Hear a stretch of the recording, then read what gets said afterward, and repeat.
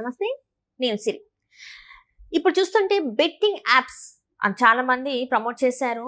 ఎంతమంది ప్రమోట్ చేశారో ఒక్కొక్కరికైతే అరెస్టులు కూడా మనం చూస్తున్నాం. అయితే దీంట్లో భాగంగానే సురేఖవాణి గారి కూతురు కూడా కొన్ని అంటే గతంలో తను బెట్టింగ్ యాప్స్ అయితే ప్రమోట్ చేసింది. తను కూడా ఏంటంటే ఒక వీడియో రిలీజ్ చేసింది. ఇంతకుముందు ఇలా చేశాను, సారీ చెప్తూ మీరు కూడా చేయకండి అని చెప్పేసి తను ఒక వీడియో అయితే రిలీజ్ చేసింది. కానీ ఇంతకుముందు చేసింది కాబట్టి ఖచ్చితంగా తనను కూడా అరెస్ట్ చేయాలి, తన మీద కూడా కేసు ఫైల్ చేయాలని చెప్పేసి కొందరైతే అంటున్నారు. మరి తను ఈ కేసు నుంచి తప్పించుకునే అవకాశం ఉందా లేదా అనేది మనకు తెలియజేయడానికి మనతో పాటు ఉన్నారు ప్రముఖ సీనియర్ జర్నలిస్ట్ జగదేవ్ గారు. నమస్కారం సార్. నమస్తే అమ్మా. సరే, ఈ బెట్టింగ్ యాప్స్ ఎంతమంది పెద్ద వాళ్ళు ఎంతమంది చెప్పినా కూడా ఇలాంటి వాళ్ళు అంటే సోషల్ మీడియాలో ఇన్ఫ్లుయెన్సర్సే కావచ్చు, యూట్యూబర్సే కావచ్చు, ఈజీ మనీ ఎర్నింగ్ని చూసుకొని వాళ్ళు ఏంటంటే ఇలాంటి బెట్టింగ్ యాప్స్ని ప్రమోట్ చేయడం వల్ల చాలామంది ప్రాణాలు కోల్పోయిన పరిస్థితి. అందులో ఇప్పుడు సురేఖవాణి గారి కూతురు సుప్రీత కూడా తను బెట్టింగ్ యాప్స్ ప్రమోట్ చేసింది. ఆ వీడియోస్ కూడా మనకి కనిపిస్తూనే ఉన్నాయి. తను ఏంటంటే ఒక వీడియో రిలీజ్ చేసింది, సారీ నేను చేసింది తప్పే, సో ఇప్పుడు ఇక్కడ నుంచి వెళ్ళి నేను చేయను, మీరు కూడా చేయకండి అని చెప్పడం జరిగింది. కానీ లోకల్ బాయ్ నాని కూడా తను అట్లనే చెప్పాడు, నేను ఇక మీదట చేయను, నేను చేసింది తప్పే అని చెప్పేసి. కానీ తన అరెస్ట్ అయితే తప్పలేదు, చేశారు అరెస్ట్. మరి ఈవెన్ కూడా అరెస్ట్ చేయమని కొంతమంది అంటున్నారు. మరి అరెస్ట్ అయ్యే అవకాశం ఉందంటారా లేదంటారా? అంటే ఇక్కడ లోకల్ బాయ్ నాని సన్నీ యాదవ్కి అదుపులో తీసుకోవడం కారణం అంటే అంతకుముందు ఇంకో ఇన్ఫ్లుయెన్సర్ అని పేరు గుర్తు రావట్లేదు నాకు, బైక్ మీద అవి ఇవి చేసేవాడు ఆయన ఫస్ట్ చేసినప్పుడు మన ఆర్టీసీ ఎండి ఐపీఎస్ ఆఫీసర్ సజ్జనార్ గారు క్లాస్ స్పీకర్ ఆయనకి. అది క్లాస్ స్పీకింగ్ కూడా అందరికి షేర్ చేశారు, సోషల్ మీడియాలో వైరల్ అయింది.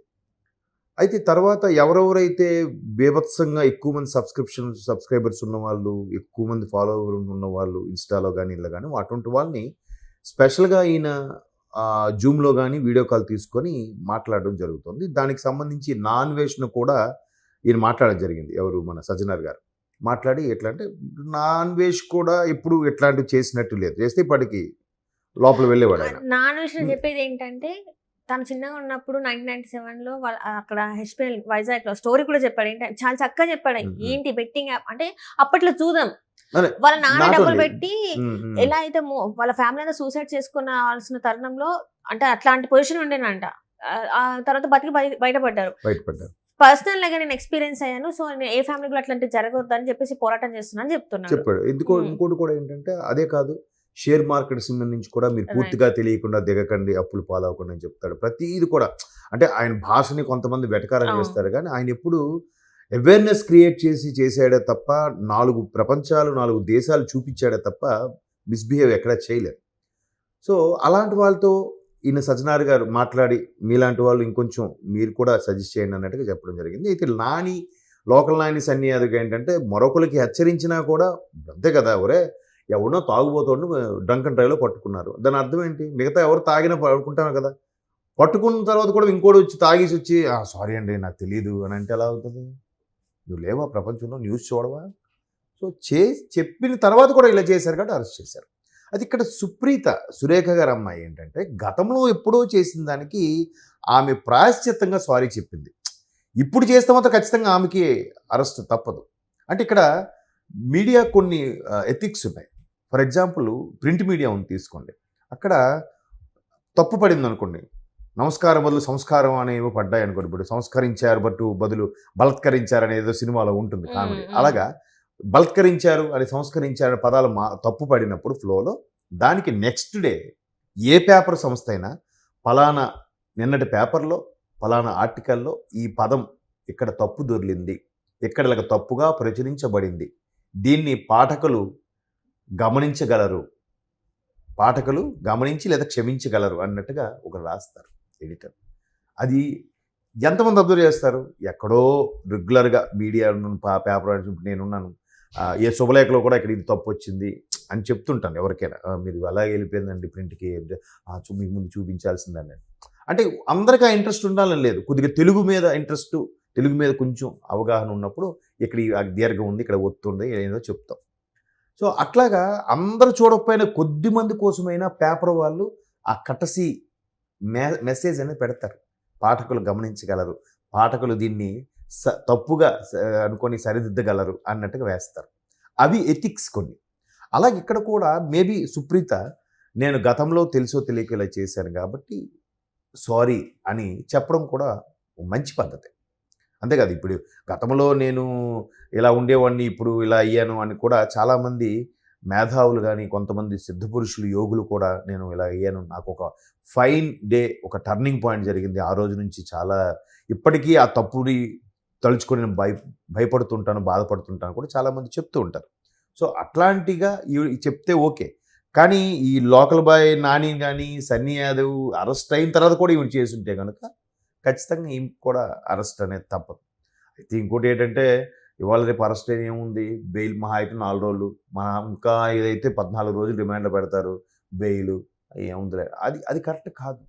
దానివల్ల అంటే ఇప్పుడు ఈమె చెప్పడం వల్ల కూడా అరే ఈమె జెన్యున్గా చెప్పింది అని తన ఫాలోవర్స్ ఇష్టపడతారు. లేదు దాచే ప్రయత్నం చేసినా కూడా ఈ గతంలో ఈవిడే చేసింది పెద్ద ఇప్పుడు పెద్ద కబుర్లు చెప్తుందిరా అని అనుకోవచ్చు కదా. సో అలా అనుకోకూడదని మేబీ ఈమె చెప్పిందేమో కదా. సో కాబట్టి ఇన్ఫ్లుయెన్స్ అనేవారు ఇప్పుడు ఎలా అయిపోయిందంటే సొసైటీలో కూడా డబ్బు సంపాదించడం ముఖ్యంగా కనబడుతుంది. ఇప్పుడు ఉన్న నేచర్ అలాగే ఉంది అందరిది, యువత కానీ వయసు మీరిన వాళ్ళు కానీ అందరిలో కూడా. అది ఎలా సంపాదించామనేది అనవసరం. న్యాయంగా సంపాదించామా అన్యాయంగా సంపాదించామా, మనం కొనే బియ్యం న్యాయంగా సంపాదించితేనే అరుగుతుందా లేకపోతే అరగదా అనేది తెలియదు. ఎవడు చూడగా ఎప్పుడో ఏదో ఇష్యూ అవుతుంది, ఆ ఇష్యూ అయినప్పుడు అది ఏముందిలే చూస్తాడా ఏంటని అనుకుంటాం, దేవుడు చూస్తాడా ఏంటి, దాని తర్వాత దాని ఇంపాక్ట్ వేరేలా కూడా చూపిస్తారు. కానీ కొన్నిసార్లు తప్పని పరిస్థితుల్లో లేదంటే కొన్ని అసందర్భాలలో ఇప్పుడు తప్పదు మరి తప్పు చేస్తే కానీ నాకు ఆ డబ్బులు రాదు, నాకు ఈ సమస్య తీరదు అనుకున్నోడు చేస్తూ ఉంటాడు. అంటే ఎవరైనా సరే మనీ కోసమే. మ్యాక్సిమం చూడండి ప్రపంచంలో ఎక్కడ ఏ మూల జరిగినా ఫస్ట్ది మనీ, రెండవది ఆడది. ఫస్ట్ది ఏదైనా ఆర్గ్యుమెంట్ కానీ గొడవ కానీ మటర్ కానీ జరిగాయంటే అది మనీ కోసం అవుతుంది మెయిన్ రీజను. రెండో రీజన్ ఖచ్చితంగా ఆడదాని కోసం అవుతుంది. అది ఇది పురాణాల్లో తీసుకోండి, జరిగిన యుద్ధాలు వాటి కోసమే మ్యాక్సిమం మనకు కనబడుతున్నాయి. సో అట్లాగా ఈ ఇన్ఫ్లుయెన్సెస్ కూడా కొన్నిసార్లు ముందు అమౌంట్ వస్తుంది కదా, ఇది అవుతుంది కదా అంటే అందరూ అలాగే ఆలోచిస్తారు. ముందు సినిమాలో కూడా సార్ ఒక్క చేస్తాను సార్, ఫ్రీగా చేస్తాను సార్, నిజంగా కళ మీద అంత ఇంట్రెస్ట్ సార్, నాకు రాత్రింబౌలు దీనికోసమే చేస్తాను సార్, నేను చాలా హార్డ్ వర్క్ చేస్తాను సార్ అంటే ఎన్ని రోజులు చేస్తావులే? ఒక 10 సినిమాలు నువ్వు ఫ్రీగా చేస్తావా? చెయ్యవు. అంటే ఒకసారి ఇంత కష్టపడితే నాకు నేమ్ ఫేమ్ వచ్చేయాలి, తద్వారా యాడ్స్ రూపంలోనూ సినిమాల రూపంలో ఆఫర్స్ వచ్చేయాలి, లేదా ఇట్లా నేను ఒక వీడియో పెడితే యూట్యూబ్ ద్వారా కానీ ఇన్స్టా ద్వారా కానీ అమౌంట్ వచ్చేయాలి, గిఫ్ట్లు రావాలి అనే తాపత్రయం ఉంటుంది ప్రతి ఒక్కరికి కూడా. అల్టిమేట్గా మనీ కదా. సో దానికి ఆ మనీ కొంతవరకు మొన్న ఒక ఆయన చెప్పాడు, పెద్ద ఆయన చాలా చక్కగా చెప్పాడు. అంటే మనీ చాలా అవసరం అంటారు కదా, ఎంతవరకు అంటే ఏం లేదండి, మనీ లాంటిది నదీ ప్రవాహం, మనం ఒక బోట్ లాంటి వాళ్ళం. నది అంటే డబ్బు ఉన్నంత వరకు దాని మీద మనం ఉన్నంత వరకు చక్కగా పడవ ప్రయాణం సాగుతూ ఉంటుంది. యూట్యూబ్లోనే చూశారు అది ఎక్కడో. ఒక్కసారి దీనికి చిల్లు పడినా ఇంకేదైనా జరిగినా నీరు దీంట్లోకి వస్తే కొద్దీ అది నీరే మనీ కదా, మనీ ఎక్కువైపోతే ఏమవుద్ది? మునిగిపోద్ది. మనిషి జీవితం కూడా అంతేనండి అని చెప్పాడు. సో అంటే ఎవరెన్ని చెప్పినా వాళ్ళకి కలగాల్సిన టైంలో కలుగుతుంది, ఆడ రాత అది మనం చెప్పలేం. మనం ఎన్ని చెప్పినా వీడికి ఏం లేదు కాబట్టి వీడు చెప్తాడు రా, వీడికి డబ్బు వస్తే వీడు ఎలాగుంటాడో నేను చూస్తాను రా అనుకునే వాళ్ళే తప్ప ఓహో వీడు మంచిగా చెప్తున్నాడా అని ఒక్క క్షణం కూడా ఆలోచించే వాళ్ళు లేరు, రాదు.